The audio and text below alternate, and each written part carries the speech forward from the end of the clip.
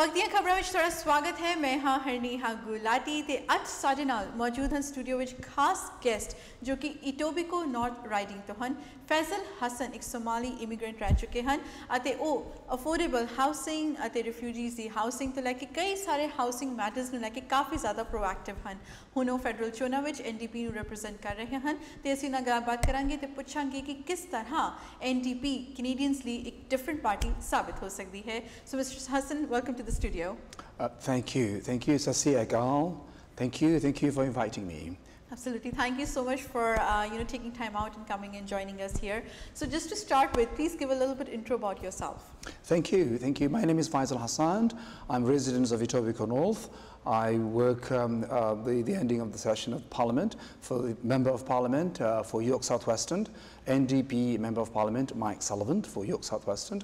I have been working on the issues of federal jurisdiction, working with intergovernmental issues, of course also the work of working as the political assistance there.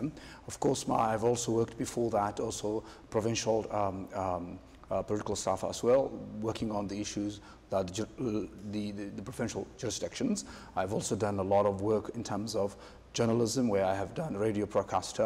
I have also been a correspondent for Radio Canada, which based in Montreal for the English section. I have also done research work. I have also been very active of the homeless population, advocating for affordable housing, especially for our seniors, for the unemployed, and those who have actually one check away for being homeless. And we have been very effective advocating on their behalf, and we need to provide more affordable housing in that regard. So you obviously worn different hats and you've done different jobs. You've also been a broadcaster, as you just mentioned. You worked for CBC. So please tell us, were you born and brought up in Canada, or you immigrated to Canada when you were young? Right, yes. I have lived in Manitoba in Winnipeg, and of course this country has been so good to me as a Canadian, of course, and that's why I want to contribute and stand for an office and to represent the people of Etobicoke North, to be a strong local voice for them, a champion for the issues. As you know, the people of Etobicoke North have been ignored for too long. They had 30 years of liberal representation, and look around. We have the highest youth unemployment in the people of Etobicoke North. Seniors are struggling, they are living in poverty. And also the folks who are working there, they are having jobs, part-time jobs and precarious jobs. We need government that listens to the people and puts them first. And I want to be your effective representative for you, fighting for you. The issues matter to you and your family. As you just mentioned, there are seniors who are having a lot of challenges. You've worked quite a lot in affordable housing and whatnot. So just give us a little bit background on that.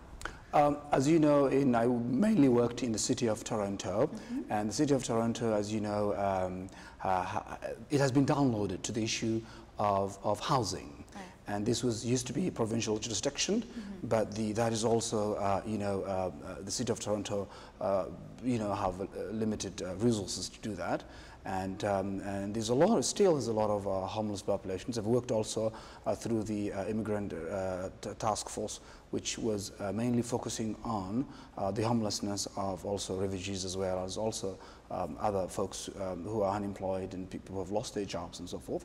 And this is an issue we need to make sure that those who need affordable housing is available. As you also are aware, the Cooperative Act with the federal government has not been renewed, and we are going to be, the NDP is committed restoring that and continue having a plan of making affordable housing a priority for those who need it. Of course, we have other plans for making sure life is affordable, for investing in small businesses, for communities in small businesses.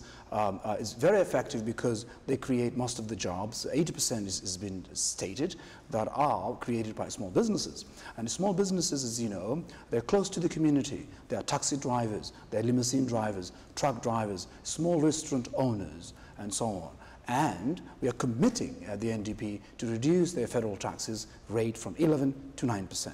Of course, we will also make life more affordable by also raising the federal minimum wage to $15. Right now, there is no federal minimum wage at all. And therefore, we have to have a federal minimum wage to make life more affordable. And also, of course, we have to help young families with children as you know, childcare is unaffordable in the city of Toronto, of course, and also across this province of Ontario. And we want to make it, affordable. It should not cost more than $15. As you know, that it costs on average $400 or more for families for childcare to spend, and that's a lot of money. And families are struggling, So, Mr. Hassan, as you just mentioned about $15 wage as a minimum wage, so what about the businesses and the corporations who cannot afford to pay $15 as a minimum wage? It seems to be a very unpractical sort of an amount, and the other governments, they need to work with the provincial governments after they actually launch it at the federal level. Do you think it's practically possible? Yes, indeed, because what we are talking about first and foremost is a federal jurisdiction. Right now, there is a provincial... But then all the people who are voting, who don't probably know the nitty and gritties of it, they probably don't know if it's at the federal level. I mean, they are obviously voting NDP because they're thinking it's going to be launched nationwide. So how do you practically plan to actually implement it and also work with the provincial governments? Well, I mean, first of all, I'm running to be a member of parliament representing you in Etobicoke North, and because there are a lot of people who work in federal jurisdictions, such as airports and banks and other jurisdictions. Some of them are earning less than which is the minimum wage is about 11, and some of them, it's not affordable. You cannot raise a family $11, and of course these are highly educated folks who are, doing a very important job. And what we are saying is we have to have a federal minimum wage, and federal minimum wage, we want to make it $15 per hour. And of course, it is important that we make life more affordable. People don't talk about it when the CEOs' salaries increased, when they got bonuses and so forth. But when we talk about the working families and the middle class having, fighting for them to make life more affordable, then we have a questions of, why are we raising federal minimum? It is important to raise it because we want families to afford life, to make life more affordable. How do you plan to implement it? It's very simple. You legislate it. It's going to be the federal minimum wage is going to be $15 per hour. And how do you plan to work with the provincial governments? Well, the provincial governments, we're going to work with them, and as my leader Mr Mulcair have said recently, and we want to work every level of government, municipal governments, provincial governments, to make sure that we are a partner, reliable partner, to help them, ease the issues of municipal issues and resources that they don't have. The government should be there to help communities and families, and we are going to do that by working with them, by listening to them, and by providing and having practical solutions, which we have also presented to our platforms, as you have been heard, the platforms we've released since since February of this year. Talking about $15 minimum wage, let's talk a little bit about the issue that was highlighted by Express Employment Professional Services. There was a whole news story in the newspapers, all over the media, about Punjabi speakers being paid $13 for them. And then there's a different rate on the website itself, whereas the party says they don't recruit through any outsourcing, they do it themselves. So even if they do it themselves, there is a different rate on the website, there's a different rate posted on the Kijiji, and then the social website, recruitment website. So what's your take on that? I mean, if you're talking about 15, why is it not level same for all the languages? Well, I mean, I don't know much about information to comment about this issue. I need to provide me more information because I don't know much about it, therefore I can't comment. And I think folks have commented this, and that's not the practice we want to do. Every worker will have an equal opportunity, because when we say it's going to be federal jurisdiction is going to be a $15 minimum wage, that has not been implemented actually right now because there is no federal minimum wage. But rest assured, I don't know much about this issue. If you provide me more information, I'll be in a better position to answer it next time, Moving a little bit on to the two controversial bills, Bill C-51 and Bill C-24. There are two civil rights groups that have challenged Bill C-24, which is the Strengthening the Citizenship Act, about where people who are related to terrorism-related activities, they will probably get their citizenship revoked, or they have a background like that. There are a lot of controversies with it. Now, to some extent, Liberals have supported Bill C-51, but they're not supporting Bill C-24. And Mr Mulcair is obviously not supporting Bill C-51. He's not supporting Bill C-24. According to him, he's going to scrap both of them. Right, So if right. he's going to scrap both of them, talking about national security, what solutions does the party have? Well, it's very simple, you know, as you said, that we oppose these bills. These are not bills that the Canadians need. Once you become a Canadian citizen, that's it, you are a Canadian citizen, you know, and that has been the law of the land, which with regard to Bill C-51, as you know, it violates our privacy. It's also a surveillance police state creation of that. And I can quote the Toronto Star, you know, a very reputable newspaper said, criminalizing words and thoughts and enabling surveillance state, impinging on basic human rights. You know, that 3 past prime ministers have said so. United Nations Charter, it violates the United Nations Charter as well. Also, you know, the Amnesty International has spoken about this, is setback for human rights in Canada. So our reputation is at stake here. And, you know, of course, if we want to accuse somebody of a crime, of course that person have to have a date in court. The folks, you know, the law enforcement have to prove and brought this into court. And we have already mechanisms to deal with that.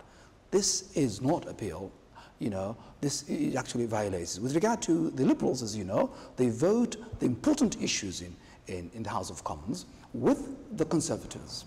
And that's case in point. You know, Bill C-51 is one of them.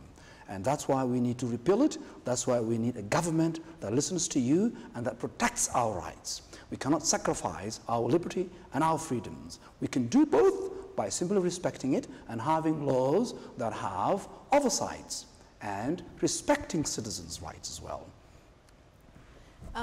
Mr. Mulcair has straight away said that he's going to scrap Bill C-24. So, I mean, the party is not in favor of that bill. Also, you just spoke openly about Bill C-51. What is your take on Bill C-24? Do you think the people who will or who have terrorism-related background, should they be sent back from Canada?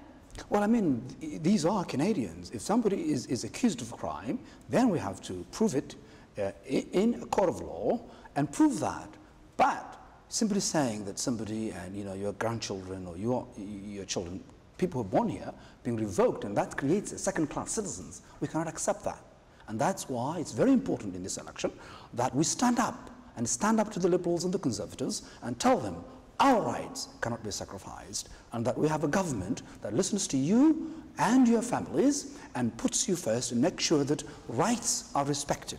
We cannot sacrifice them, our liberty and our freedoms, and this, we don't want a police state, because once you, for example, now we are saying it, classifications of citizenship. You know, we have seen it, the Stephen Harper's government bringing about temporary workers here, and those temporary workers, as you know, they were replacing Canadians who worked hard and about to retire, and now they were not even allowing them path to permanent residence. That's not acceptable. This is not Canada we want to perfect. We want to make sure that all Canadians are equal under the law. And if you are accused of something, then the law enforcement have to prove it.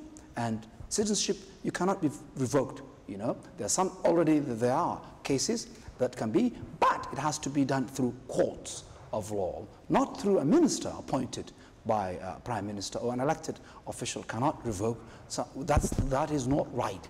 So therefore, we have all the means and mechanisms already exist in place, and this creates only fear, and it's not acceptable. That's why we want to repeal this. Thank you. Justin Trudeau, the Liberal Party leader, has been gearing up his points at the poll level. He's come to the second place as far as polls are concerned. However, NDP is leading ahead. So my question to you is, some people claim that Justice Trudeau is not ready, but definitely seeing the first debate and 2 more to come. What's your take on that? Do you think by the end of the federal pre-election time, he is going to take over NDP? Say it again, who's going to take? Liberals. Well, you know, as you know, the Liberals, as I said earlier, they vote with the important issues of our times with the Conservatives. They are not, and as you know also, they're the third party, and they have no plan at all.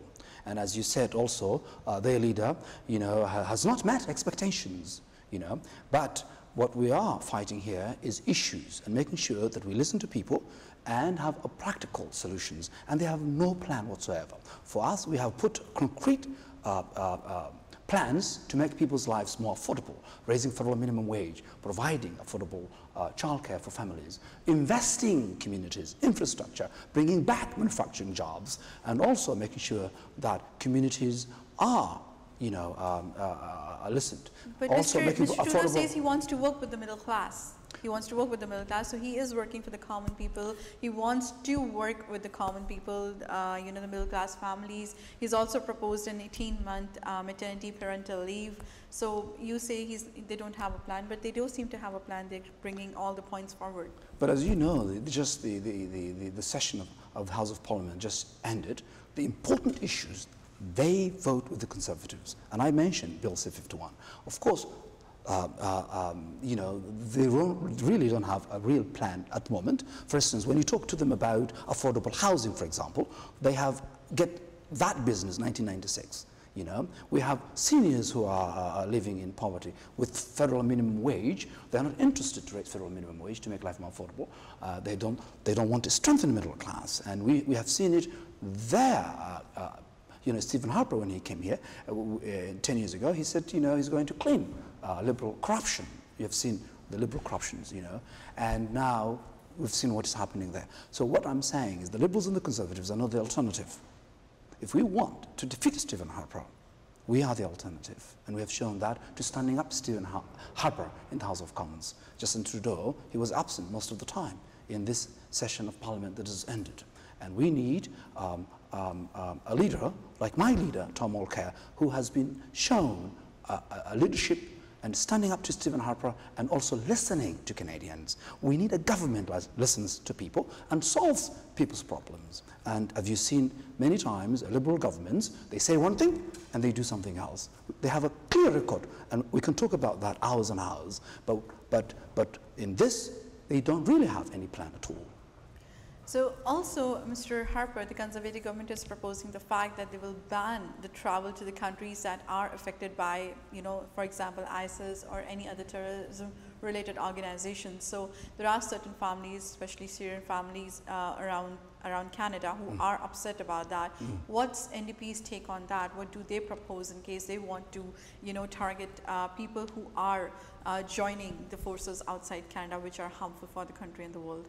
Well, that's a very good question. As you've seen Stephen Harper's leadership in foreign affairs, he has damaged our reputation in the world by simply saying Canadians cannot go to other parts of the world and build relationship and build But he says friendship. Anybody who's going, for example, to Syria, which is already dominated by ISIS, so he's like, but we need to engage. They're not going there for leisure. They are going to join them. Well, but we don't have any evidence of that. But Canadians, you and I, want to go and visit other countries of the world to promote Canada, trading with others, also working with other people. We have to engage with people, and simply isolating Canada as he has been done, as he has done for the past 10 years, is not right direction. We need to build and repair the damage he has already caused, the damage he has already done to Canada's reputation. As you know, also Canada wanted to apply a seat at the Security Council, and we've lost it, and because he could not work with other nations to make sure that we have, the relationship with other nations, so that we could actually be part through the UN auspices, making sure that we work through the UN and also build relationships with other nations. I think this is the wrong idea. Canada doesn't need that. We don't want to be isolated. We want to engage with the rest of the world, the rest of communities and nations, so that we build Canada that is respected as we were respected before Stephen Harper came to this to government. Last but not the least, definitely we'll touch base a little bit on Canada's economic situation right now. Yeah. Some people are saying that Canada is in mild recession. Some people are saying that Canada is in recession. Some are saying that Canada is not in recession. But obviously the economic crisis has hit Canada to some extent. We've seen a lot of reports, the GDP numbers and whatnot. So what is your opinion on that, and how do you think the NDP, what strategies and proposals do they have to bring Canada out of this economic crisis? Thank you very much. The Prime Minister has admitted that we are in a recession. Since Stephen Harper came to government, we have lost over 400,000 jobs. And in my riding alone, people are, the youth are highest unemployment, the adults are unemployed, people are struggling. We need to put people back to work. And the way to do that is to do a couple of things. One is, first of all, reward those small businesses that are doing a fantastic job. They are working hard, they create jobs. We want to reduce their, the tax rate from 11 to 9. We also want to make sure that manufacturing jobs are back to Canada, and we make sure those jobs we have lost, we could actually bring them back. We could also reward innovations and providing innovation tax credit for those Canadians who are very creative, for instance, creating green jobs and so forth and so forth. You know, also investing in infrastructure and partnering with municipalities and also provinces and making sure that we have a clear investment, making sure government that is there for you to solve your problems. And of course, it requires also an effective representative for you in Etobicoke North, and I want to be that effective representative, a champion for you, champion for affordable housing, champion for making sure life is more affordable, that we have affordable childcare, that we are respected citizen here, and that we also have solutions to the youth. In my riding, as you know, in Etobicoke North, we have violence, youth violence, and we've lost even teenagers, you know. Children are dying in the streets of Etobicoke North, and we have seen we don't have an effective representative in our community. This election is very important, and I'm asking your support. I'm asking directly to join my campaign, to join the NDP, and come also. We are opening our grand opening office tomorrow, this Saturday, August 29th, from 1 p.m. to 4 p.m. Please join us, come, and we would like to take back our country and to work for you. And also, this is representation, to represent you and bring your voice to the House of Commons. And thank you for this opportunity to speaking to you, Sasiagal. Thank you so much, Mr. Hassan, for joining us. Thank you so much. Appreciate it.